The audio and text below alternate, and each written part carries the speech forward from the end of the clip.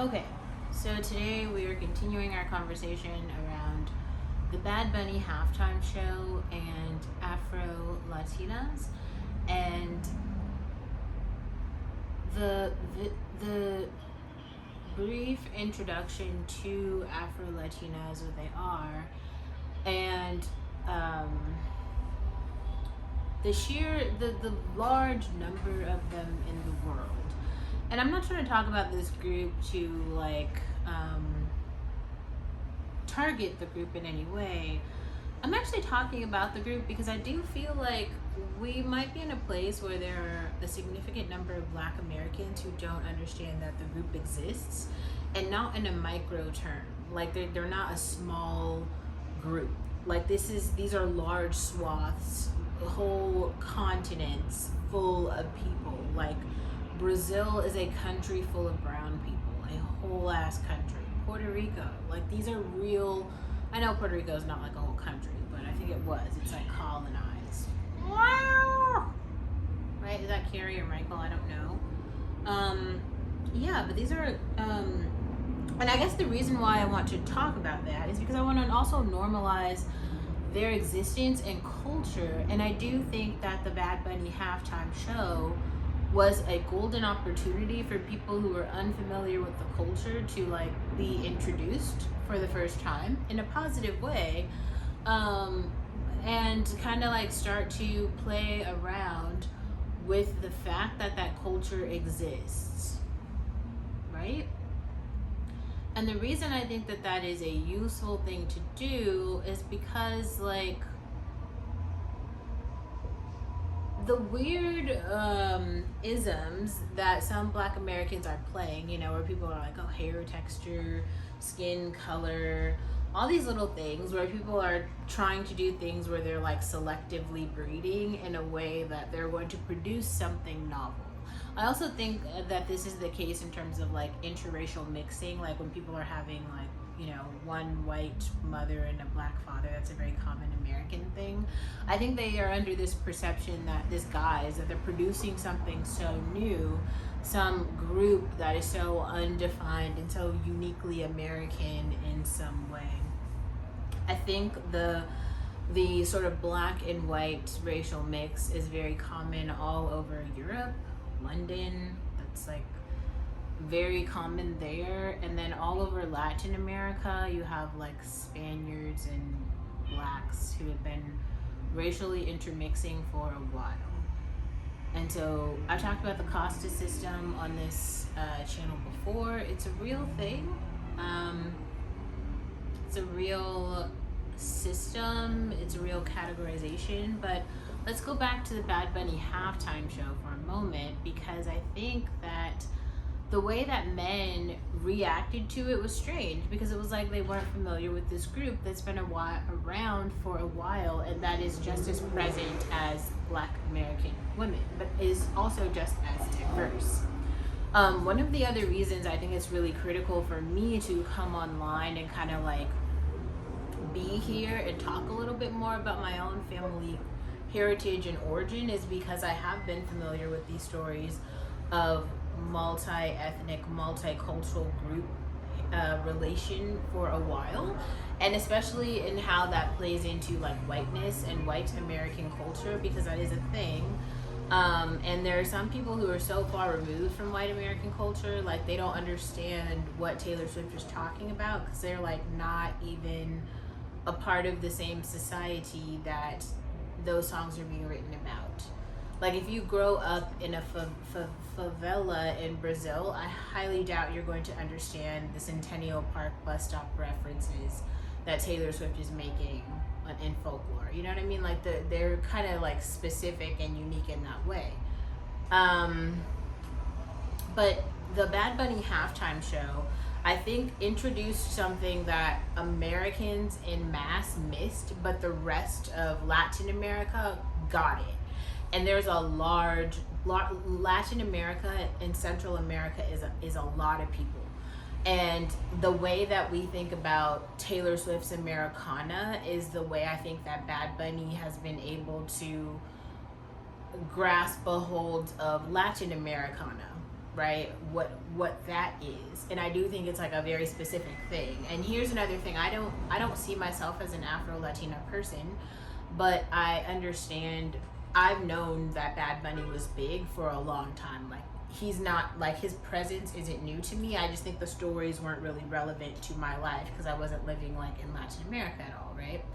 But I also think that there are certain things that maybe some people might not pick up on. I think in the last album and some of the visuals that we saw at the halftime show, like the marriage ceremony, the like hyper fixation on the heterosexual relationships and his admiration for women, is something that is very prevalent in the Latin culture and has been that way for a while. I think a lot of it has its roots in Catholicism, the rosary, the almost like, I'm not gonna say anti-feminist, but a little bit like the traditional family sort of narrative and ideology. Like, a lot of that really is a part of the culture, and I'm not saying that in a negative way. But I do think that it was refreshing for me to like see that. And I don't have to like it. Like, I don't have to be a fan. I think I made another video where I talked about how Bad Bunny makes bad music. I just didn't like it. I don't have to like it to understand that others like it and that it's popular. Like, I'm not a Lady Gaga fan. That doesn't mean I'm gonna sit here and tell you like Lady Gaga is not a very popular artist. You know what I mean? Like, that understanding the cultural significance of something does not inherently make you a fan of it. Like, a lot of people are not fans of Beyonce. They know who Beyonce is. You see what I mean?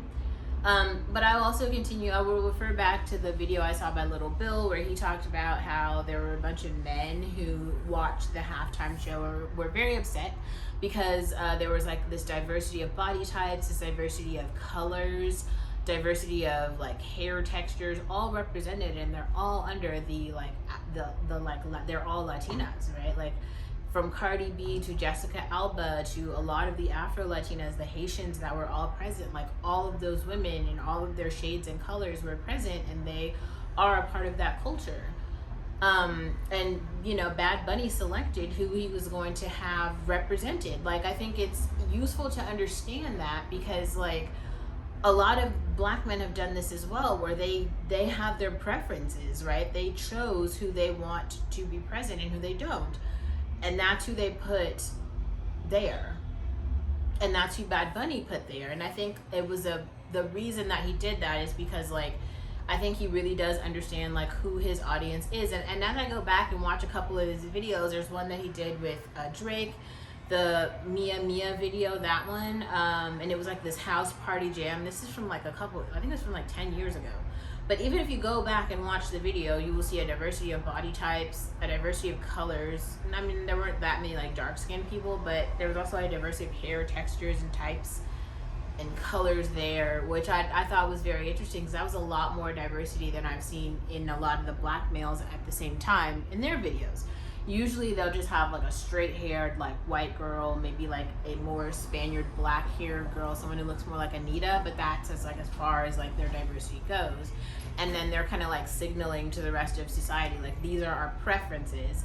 And so even the like these other men are who are way more popular also than, you know, these artists that I'm thinking about right now, they're making videos that have quite a lot more diversity in terms of female attractiveness. And this just goes back to a recurring thing a recurring theme I've brought up on this channel, and that is like kind of helping to define what are attractive women from all of the groups, but specifically from the black group. And so in this particular instance, in the Bad Bunny halftime show, we saw multiple examples of Afro-Latina black attractive women who had a diversity of body types. And I just feel like more black women, specifically black American women, need to see that and understand that. I don't think they should see that though and see themselves as a part of a culture that they're not a part of. And that's why I wanted to go back to, I see a lot of not a lot, but I do see a few black American creators, like Kiana Naomi is one I'm thinking of right now, who's been doing a lot of travel through Latin America. I think in terms of exploring other cultures, this is a positive thing, but I don't think that she is like familiar with the Hispanic culture very much. I think she has a friend who is like Hispanic of some sort, but I don't know if I would argue that like she understands and maybe has like been around a lot of people of that culture, because if I'm not mistaken, she's from like Texas. Like I'm from California. It's just kind of like a little bit different. There's like environmental and spatial geographical differences there, like things that you learn from living and working and being around someone for years, you know, and like really understanding the culture, not just like one individual. Anyway, and it's also not one person, like the whole group, like living amongst a bunch of different Hispanic people. But then again, I will say she has lived in other countries for a month, but for months at a time. But I guess the point that I'm getting at there is I think those differences are important to recognize, especially when we're talking about attractiveness, because in a lot of ways, globally, things that people are finding more attractive have much more to do with skin clarity, facial symmetry, and almost like the shape of a face. And one thing, like the more I'm starting to see like Kiana Naomi in relation to other brown girls internationally, is almost like the squishedness of her face. Like her face is a little bit more compressed. Her features are a little bit like closer together, like her head shape is a little bit smaller, and it does look a little bit more like West African. I'm not saying that in a negative way. I'm simply saying like she phonetically looks different than other Latin, even Afro-Latinas. And I think it's like very clear to me and to a lot of other people in the group that like you're not a member of the group, and I don't know if anyone's like mistaking her for one. And I think that that's just useful to know, because it's saying like there's something very unique and special about her, and her being a Black American, and that being a core part of her identity. And I almost wish that she would like explore that a little bit more, because it's something in the beginning of her channel I saw her do, and now it just seems like she's just more trying to almost like assimilate into this idea of whatever a global beauty is. I think a lot of the brands right now are trying to understand this like global brown girl, and it's really easy to always pull from whoever's Black in America, but because they're trying to like enter these new markets, right? These subgroups in Latin America, these subgroups in Africa, and they don't know where to start, because like they can't get into those communities. A lot of those communities are very, very poor, but even in poor communities, those women still want to have access to makeup. They still want to be a part of beauty culture, but it won't work if you have a marketing campaign with someone who's not a member of a group, and then you're marketing the person who's not a member of the group to the group is going to understand this person is not one of us, and therefore like this campaign isn't for us.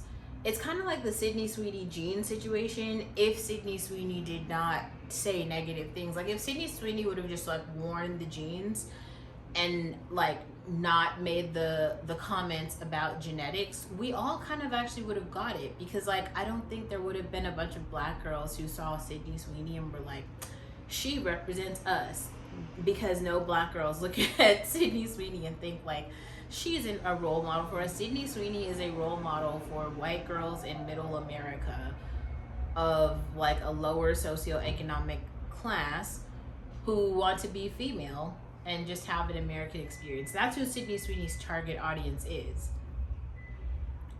If you're talking about like Nepo babies in LA, then you're thinking about more like a Kaya Gerber. That's like Kaya Gerber's main audience. It's like the NYU girls. That's like Kaya Gerber's audience. That's why she has like library science. If you're thinking more like the modelly girls, like the modelly brown girls like me, you're thinking like Jasmine Tukes. If you're thinking even like more the Central America, like Bahia sort of style, maybe you're thinking like Lais Ribeiro. And sometimes some people can like kind of trot the line, right, between both. And if you're thinking of the like pretty Black girl in America, you're thinking like Lori Harvey. Mariah the Scientist. If you're thinking like the very unattractive, undesirable black girl in America, you're thinking like Gorilla or like Sexy Red. And I'm saying this because I'm saying this almost from the lens of like a man. I'm not a man, but I'm just saying like when men are looking at the women and they're like, oh, who is who? How do we cluster these people? Like, people aren't looking at like Kiana Naomi and Jasmine Tukes and thinking that those are the same women or that they're similar, or they're not thinking the girl who's like Sydney Sweeney is Kaya Gerber. Even in the white community, those women are very far away from each other. There are certain things you can do, like maybe they can both be acting in a film or something, but in reality, right, because like in our society, the way that we are socialized, those women are having very different social experiences, and we can normalize that. But it's also the same for like black girls as well. Like, I'm having a very different social experience from Kiana Naomi, but my social experience is closer to hers than it is to like Mariah the Scientist, because we're both brown skin. And that's why I always talk about that brown skin exotical channel. Like, figure out where you fall in the cluster and know that there's like a whole bunch of differences even within there. Because like someone who I wouldn't even put in the category at all is like a Summer Walker or like a Sexy Red. They're in like a whole different category. Even though they're brown skin too, they're not the same. And like their socialized experience is just so fucking different. And that's where, to even start to have the conversation about the like Afro-Latina, right? Like, who could have a 4C textured hair or a 3A or 2B, 2A textured hair. It's not just about your hair texture. It's not just about your skin color. It's all of it together in addition to your culture. The culture part is important. And I guess I was talking to some of my Hispanic coworkers about this specifically, and they reminded me of other artists like Romeo Santos, who's been really big in like the Latin American community for a while and who shaped so much culture there.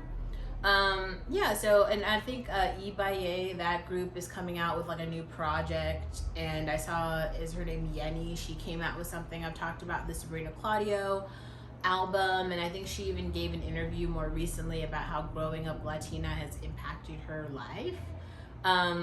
Yeah, so things like that, I think it's important to know and to start to understand and just appreciate that they're, just for black girls specifically, to know that there are extremely desirable women who have the same skin texture and same hair texture as them, but very different cultures, right? And they have whole groups of men who find them extremely desirable. And that is real. And I'm just pointing that out because that is so non-existent in the Black American community. It's just useful to know that in the world, because the world is large. America is small, but the world is large, that exists. And that's kind of like, I'm gonna leave that for today, but that was what has been top of mind for me for like the last couple of days. Okay, I gotta turn it off.